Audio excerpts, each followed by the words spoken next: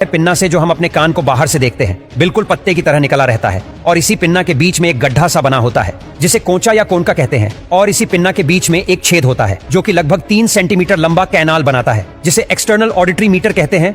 देखिए पिन्ना का काम क्या होता है। ये पिन्ना मूव नहीं कर सकता जैसे बाकी एनिमल्स अपने कान को हिला सकते हैं। मनुष्यों में ये स्थिर रहता है और इसका काम ये होता है कि ये हमारे सराउंडिंग में जो भी आवाज आती है, आवाज का मतलब हमें यह जानना जरूरी है कि हमारा कान आखिर काम कैसे करता है और इसके काम क्या क्या है। हालांकि हमारे कान का सुनने के अलावा भी बहुत कुछ काम है जिसके बारे में हम जानेंगे।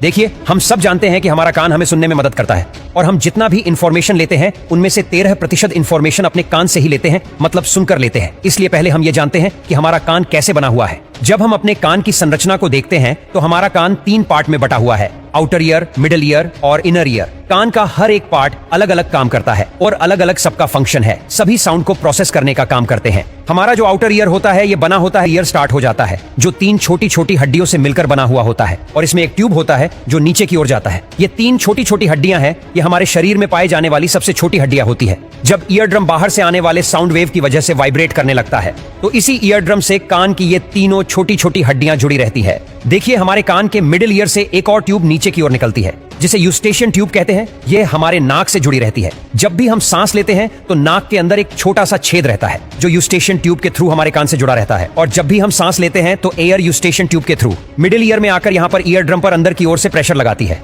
मतलब ईयर ड्रम पर बाहर से और अंदर से दोनों ही तरफ से प्रेशर लगता रहता है, तभी ये वाइब्रेट करता है और हम साउंड को प्रोसेस कर पाते हैं। मिडिल ईयर में पाए जाने वाला स्टेपीज हड्डी हमारे इनर ईयर से आकर जुड़ा रहता है। हमारा इनर ईयर भी 2 भाग, तब यह हड्डियां अपने वाइब्रेशन को कोक्लिया में ट्रांसमिट करने लगती है। मतलब इसके वाइब्रेशन से कोक्लिया भी वाइब्रेट करने लगता है और ये कोक्लिया भी अंदर से 3 भागों में विभाजित रहता है। सबसे पहले साउंड हमारे ब्रेन स्टेम में पहुंचता है। ब्रेन स्टेम से एक नर्व आती है। इसी ब्रेन स्टेम के पीछे यहाँ से ट्रैक पहुंच जाते हैं थैलेमस में और थैलेमस क्या करता है, इन सारे साउंड वेव के सिग्नल को हमारे ऑडिटरी कोर्टेक्स में भेज देता है जो हमारे ऑडियो को प्रोसेस करके हमें चीजों को बहुत ही क्लियर सुनवाता है।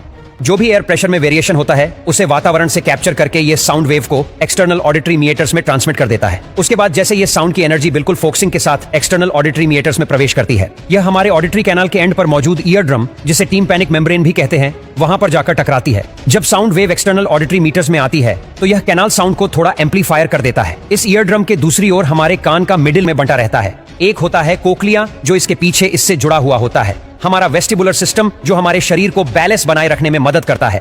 हमारा यह जो कोक्लियर होता है ये बिल्कुल स्नेल की तरह संरचना वाला होता है जिसमें कुछ फ्लूइड भरा रहता है। देखिए जब ईयर ड्रम की वजह से ये तीनों हड्डियां वाइब्रेट करने लगती हैं